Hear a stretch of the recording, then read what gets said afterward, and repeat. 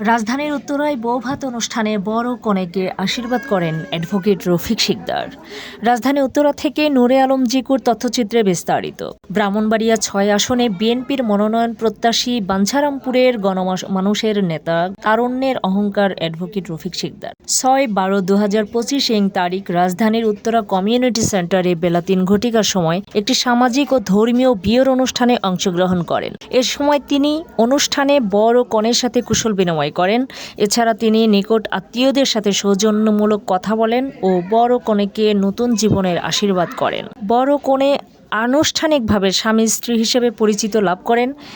এ সময় সফরসঙ্গী হিসেবে উপস্থিত ছিলেন ব্রাহ্মণবাড়িয়া বাঞ্ছারামপুর উপজেলার বিএনপির অঙ্গ সহযোগী সংগঠনের নেতাকর্মীদের মধ্যে মোহাম্মদ হানিফ, মোহাম্মদ আলামিন, দেলোয়ার হোসেন, জহির শিকদার, শাকিল, আগুন, সুমন, মাহিউদ্দিন সহ আরও অনেকে।